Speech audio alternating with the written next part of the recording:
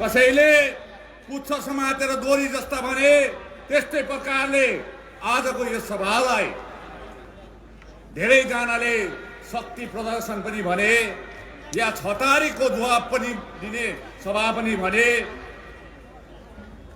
कतिले यो सरकारलाई देखाउनको लागि पनि भने तर म आज भन्न चाहन्छु यो सभाको विशेषता अर्कै छ 21 तारिक जनवरी 2018 को दिन 2017 को 6 महिना पश्चात मैले यही मञ्चबाट बोलेको थिएँ। आज करिबन 1047 दिन बादमा दोस्रो पल्ट यो सुकुनाको मैदानबाट म बोल्न गइरहेको छु। भारतको लागि 47 नम्बर अति शुभ मानिन्छ, कारण 1947 मा भारत स्वतन्त्र भएको थियो, स्वाधीनता पाएको थियो। आज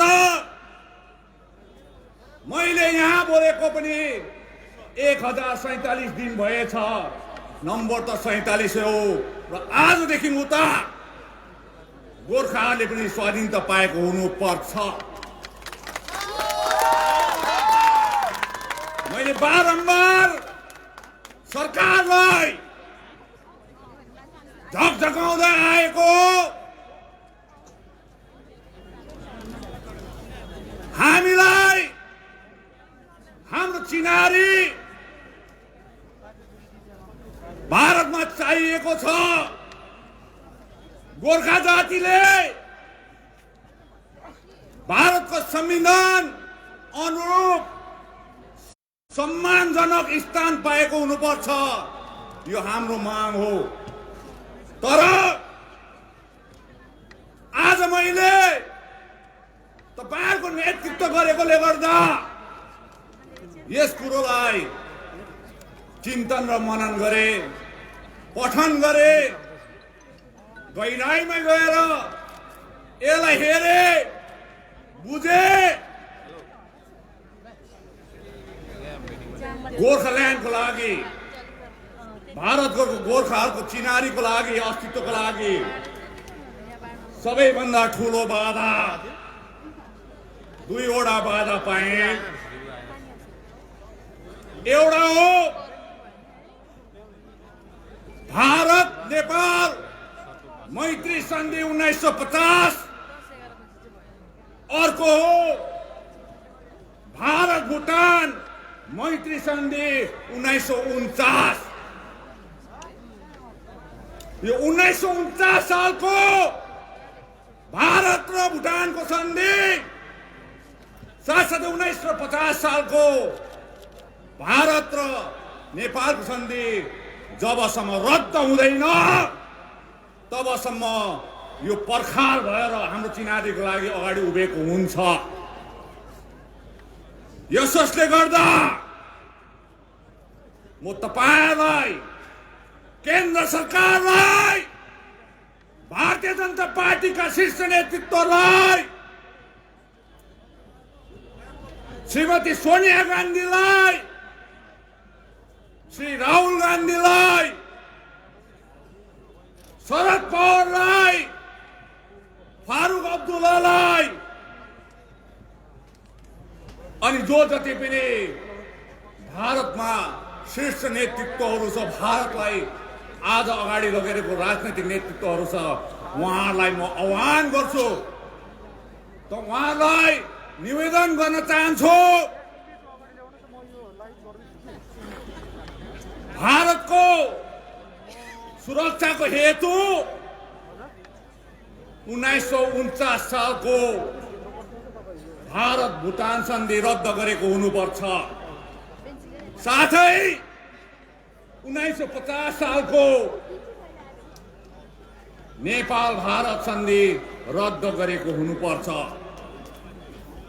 यो विषयमा तपाईहरुलाई म भन्न चाहन्छु, आज जुन जग्गामा दार्जिलिङ पहाडमा हामी बसिरहेका छौं, यसलाई इतिहास कोठाउनु पर्छ। जुन जग्गामा कालिम्पोङमा हामी बसिरहेको छौँ यसको इतिहास कोटेर हेर्नुपर्छ। जुन जग्गामा सिलगढी र तराईमा हामी बसिरहेको छौँ यसको पनि इतिहास हेर्नुपर्छ। जुन जग्गामा हामी बसिरहेको छौँ डुवर्स यसको इतिहास हेर्नुपर्छ। आज म त्यो इतिहास अलिकति तपाईँहरूलाई सुनाउन चाहन्छु, कारण यो केवल मैले आफ्नो सन्तानलाई मात्र सुनाएको होइन, केन्द्र सरकारलाई काने गुजी निकालिदिएको। भोलि यो जग्गामा कुनै खतरा पनि आउनु सक्छ मैले देख्दैछु। त्यसले गर्दा 1919 सालदेखि 1935 सालसम्म भारतमा 8वटा जग्गाहरू, स्थानहरू, क्षेत्रहरू एक्सक्लुडेड एरियामा पर्थ्यो। तत्पश्चात त्यो एक्सक्लुडेड एरियालाई 8वटालाई 1935 देखि भारत स्वतन्त्र भएको साल 1947 सालसम्म पार्शियली एक्सक्लुडेड एरियामा हालिदियो। पार्शियली एक्सक्लुडेड एरिया भनेर अगावै 28वटा क्षेत्रहरू थियो। पछि यो 8वटा एक्सक्लुडेड क्षेत्रलाई पनि पार्शियली एक्सक्लुडेड क्षेत्रमा आउँदा 36वटा भयो भारत गणराज्यभित्र। तर स्वाधीनता भए पश्चात 36 मा 35ले संवैधानिक न्याय पायो। तर हाम्रो पहाडले, तराई र डुवर्सले संवैधानिक न्याय पाएको छैन। आज मलाई संवैधानिक न्याय चाहिएको हुनुपर्छ, केन्द्र सरकारले हामीलाई दिएको हुनुपर्छ। संवैधानिक मान्यता होइन, पहिला संवैधानिक न्याय दार्जिलिङ पहाडलाई, कालिम्पोङलाई, तराईलाई र डुवर्सलाई दिएको हुनुपर्छ संवैधानिक न्याय। जसरी तिमीहरूले पार्शियली एक्सक्लुडेड एरिया 35वटा दियो तर यसलाई छोडेर गएको छ, यो खतरा हो। नरेन्द्र मोदी सरकारले काश्मीरलाई हेर्छ, अरुणाचल प्रदेशलाई पनि हेर्दैछ, मणिपुरलाई पनि हेर्दैछ। तिम्रो आँखा यहाँ पनि पर्नु पर्छ, यहाँ पनि पर्नु पर्छ। खतरा छ भन्दैछु। कन्स्टिट्युसनल जस्टिस दिएको हुनुपर्छ तिमीहरूले। आज सबै सत्ताको राजनीति मात्रै गर्दैछ। कसरी भोट जित्यौँ, कसरी चौकीमा बसौँ भन्ने राजनीति मात्रै गर्दैछ। तर यो तिरङ्गा झन्डा हामी सत्ताको राजनीति गर्दैनौँ, जनतालाई न्याय दिने कामपट्टि लागिरहेको छौँ, जनतालाई उन्मुक्ति दिने काम गरिरहेको छौँ। आज यो जनसभामा मैले जे बोल्दैछु यो ऐतिहासिक तथ्य र वास्तविकता पनि हो। यो तपाईँहरूले बुझ्नुपर्छ।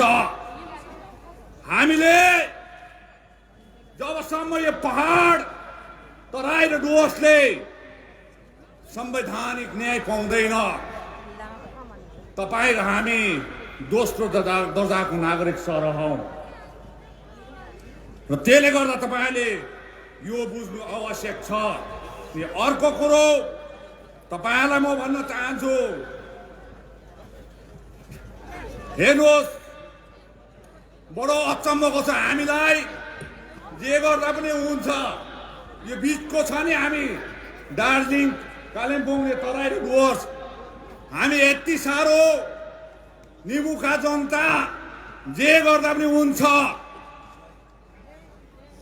भारत सरकारले सोचिदिएन, मानि नै रहेको छौँ हामीले। नरेन्द्र मोदीले बुझ्नुपर्छ यो ट्रिटी अब्लिगेटेड एरिया हो। दुईवटा सन्धिले घेरेर बचाएर राखेको जग्गा हो, तिम्रो जग्गा होइन। अहिलेसम्म भएको छैन, तिम्रो जग्गा अहिलेसम्म भएको छैन, भारतको भएको छैन। यहाँको मान्छेले जुनै देशको झन्डा लाउँदा पनि हुन्छ।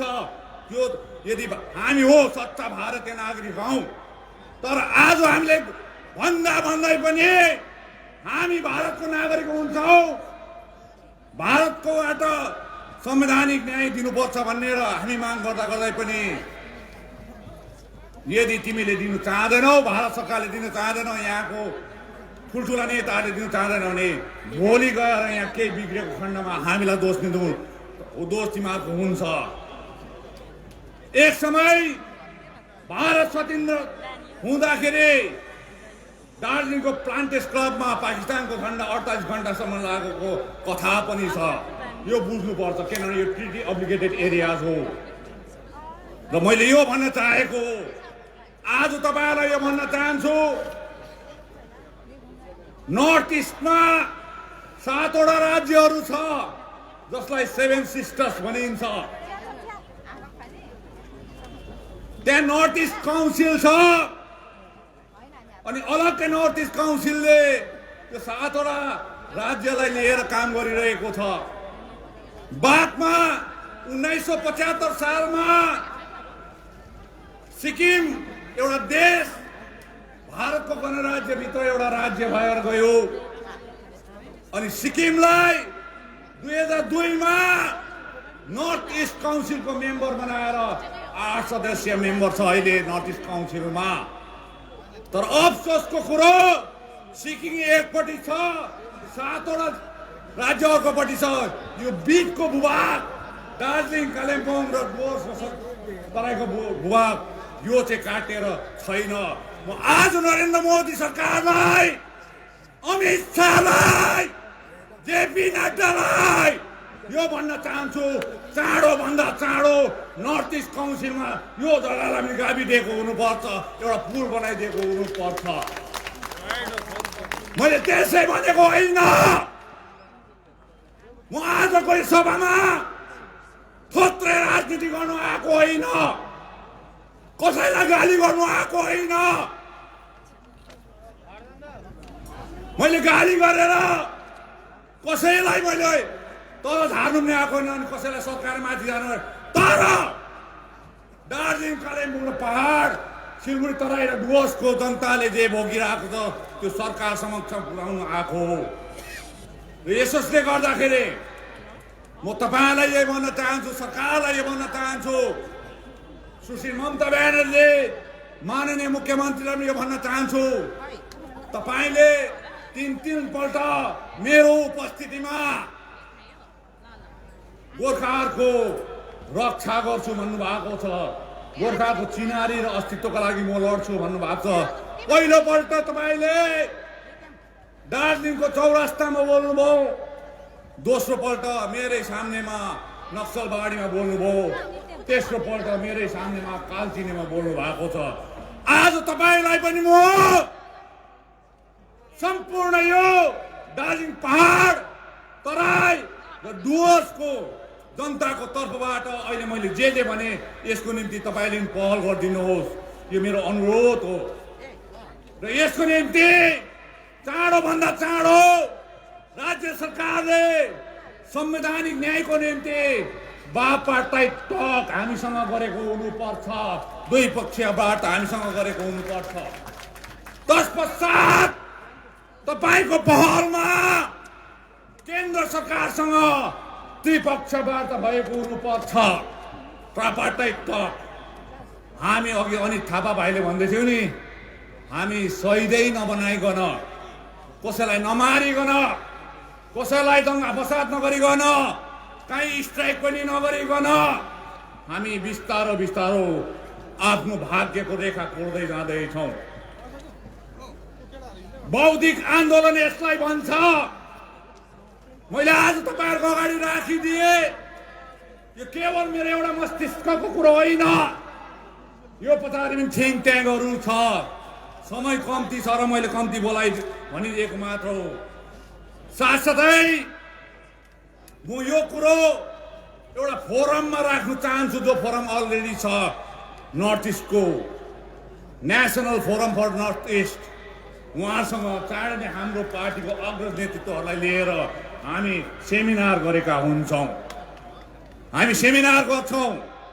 त्यसैले गर्दाखेरि तपाईलाई म यो भन्न चाहन्छु कि आज जे जति पनि मैले समय कम्ती लिएको छु, कारण म आफै पनि बिरामी छु। तर जे जति मैले आज भने तपाईलाई यो कुरो तपाईले बुझिदिनुहोस्, सरकारले बुझ्नुपर्छ, सबैले बुझ्नुपर्छ। 2017 मा जुन आगो लागेको थियो यो पहाडमा, उत्तर बङ्गालमा, निभाउने हामी हो, फायर ब्रिगेड हामी हो। जुन मान्छेले आगो निभाउँछ त्यो मान्छेले आगो जलाउनु पनि जान्दैछ नि, फेरि त्यो पनि बुझ्नुपर्छ, त्यो पनि बुझ्नुपर्छ।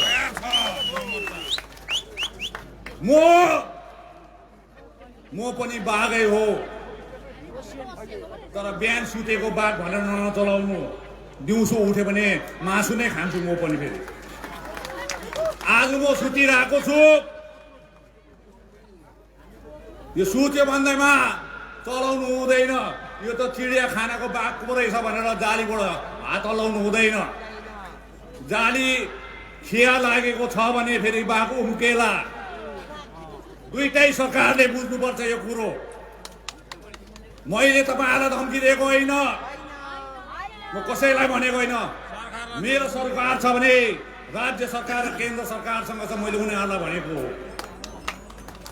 आजदेखि उता संवैधानिक न्याय, कन्स्टिट्युसनल जस्टिस माथि, यो क्षेत्रमाथि नरेन्द्र मोदीले सोचेको हुनुपर्छ।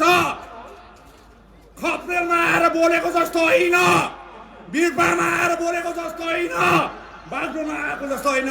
बोलेर मात्रै उनीहरू काम गरेर देखाएको हुनुपर्छ। हामीलाई काम गरेर देखाउनुपर्छ, नत्र भने 2021 को मई महिनामा भोट माग्नु नआउनु। यहाँनिर यो पालिको भोट केही पनि हुन सक्छ। 6 महिना छ हाम्रो हातमा, हामी कुनै पनि डिसिजन लिन सक्छौँ। यो सबै राजनीतिक पार्टीलाई आज नै भनिदिएको हो। मैले अघि नै भने हामी सत्ताको भोगी होइनौँ। हामीलाई यहाँको जनताको उद्धार चाहिएको छ, उन्मुक्ति चाहिएको छ। 6 महिना छ टाइम। 6 महिना अगाडि यो जग्गाले, यो क्षेत्रले न्याय पाएको हुनुपर्छ। अन्यथा यो पालिको चुनाव केही पनि हुन सक्छ, केही पनि हुन सक्छ। हामी क्षेत्रको जनताले केही पनि डिसिजन लिन सक्छौँ। त्यसले गर्दाखेरि तपाईँलाई यही भन्न चाहन्छु र अन्तमा तपाईँलाई यही भन्न चाहन्छु। अघि पूर्व वक्ताले धेरै थोर बताए होला, म नआउँदाखेरि पनि, म आइसकेर पनि धेरैजना वक्ताहरू थिए, उहाँले भन्नुभयो। र अन्तमा जाँदा जाँदै म 2वटा तुक्का मात्रै भनेर जान्छु। भन्दा अलङ्कार बुझिदिनुहोस्। अहिले ठन्डा महिनाको मौसम छ। अब दार्जिलिङतिर, पहाडतिर ठन्डा लाग्दा अहिले त हामी हिटर बाल्छौँ, केरोसिन हिटर पनि बाल्छौँ, इलेक्ट्रिक हिटर पनि बाल्छौँ। पहिला जब हामी ढिप्री बत्तीमा स्कुल पढ्थ्यौँ त्यति बेला दाउराको आगो आमाहरूले फुकिदिन्थ्यो। कोही दाउरा कडा हुन्थ्यो, त्यो आगो तापेर पनि, तातो भएर पनि कोइला उभिन्थ्यो। त्यो कोइलालाई आमाहरूले फेरि पानीले निभाएर अर्को दिन अँगेटीमा फेरि आगो बनाएर तपाइदिन्थ्यो। त्यो काठ एउटा हुन्थ्यो। अर्को काठ आगो बालिदिन्थ्यो आमाले, तर कोइला बस्दैन थियो, तर तातो चाहिँ तातै हुन्थ्यो। अर्को चाहिँ हामी कमान बस्तीमा बस्नेहरूलाई थाहा छ, हामीले जुन जुलाईमा ढोड काटेको हुन्छौँ, त्यो मकै काटेको हुन्छ, अनि ढोड बारीमा राखेको हुन्छ, त्यो सुकेको हुन्छ, ठन्डा महिनामा हामी जलाउँछौँ, अनि त्यसले पनि आगोले तातै दिन्छ। अहिले वर्तमान यहाँको राजनीति पनि यही 3टा आगो जस्तो भइरहेको छ। एउटा आगो तापेर पनि, कोइला उब्रेर पनि भोलि त्यो कोइलामा अँगेटी लगाउने आगो पनि छ। एउटा आगो मात्रै तापेर काट्ने छ। एउटा चाहिँ ढोडको आगो छ। ढोडको आगो चाहिँ ठुलै चल्छ, तर एकछिनमा खरानी पनि हुँदैन। त्यो अहिले घरि वीरपाडा, घरि दार्जिलिङको गान्धी मैदान कतातिर जाँदैछ। ढोडको आगो चाहिँ नताप्नु होला, एकछिनको लागि मात्रै हो त्यो। हामी भनेको काठको आगो हो, कडा काठको आगो। हामीलाई त निभाएर पनि कोइला बनायो भने भोलि अँगेटीमा आउँछ फेरि। त्यसले गर्दा जनताले भन्दा अलङ्कार बुझाइदिएको। अब तपाईँ हामी अर्को एउटा सानो तुक्का दिन्छु, त्यहाँदेखि म जान्छु पनि। त्यसले गर्दाखेरि तपाईँ हामी आजकल ज्यादा नै हवाईजहाजमा चढ्ने भएको छौँ, कम्ती नै रेलमा जान्छौँ। त्यसले गर्दाखेरि ट्रेनमा जाँदाखेरि 12-14 घन्टा लाग्छ भनेर हामी हवाईजहाजमा जान्छौँ। हवाईजहाजको अहिले फेयर कम्ती भएकोले गर्दाखेरि यहाँनिर एनजेपीमा दिल्ली जानको निम्ति 3-4 वटा ट्रेन लाग्छ। एउटा राजधानी हो, राजधानी सफा पनि हुन्छ। तपाईलाई चढेपछि सुप पनि ल्याइदिन्छ, गरम छ भनेर आइसक्रिम पनि दिन्छ, कफी पनि दिन्छ, खाना पनि दिन्छ। एकैछिनमा आउँछ। बेडसिट पनि सेतो सफा, पिलो कभर पनि सेतो, ब्ल्याङ्केट पनि राम्रो। अनि 24 घन्टामा तपाईलाई न्यू दिल्ली स्टेसन पनि पुर्याइदिन्छ। एउटा ट्रेन छ नर्थ इस्ट, अलिक मैला पनि छ, तर उसले 36 घन्टामा पुर्याउँछ। सुपहरू पाउँदैन त्यो भित्र, फेरि आइसक्रिम पाउँदैन। एउटा ब्रह्मपुत्र मेल छ, त्यसले 48 घन्टामा पुर्याउँछ फेरि, त्यो पनि अलिअलि मैला छ, त्यहाँ पनि सुप फुप पाउँदैन, जे प्यान्ट्रीले दिन्छ त्यति नै हो। एउटा चाहिँ लोकल ट्रेन छ, लोकल ट्रेनको ड्राइभर चाहिँ, इन्जिनको ड्राइभर चाहिँ 3 पल्ट फेल पनि भइसक्यो। फेरि जति बेला स्पिड कुदाउनु पर्छ, दुईटा स्टेसनको बिचमा बसिदिन्छ जङ्गलको ठाउँमा। कोही बेला चाहिँ फेरि सिट्टी नै नलागिकन ट्र्याक मास्टरले ट्र्याकै नदिकन उडाउँछ पनि।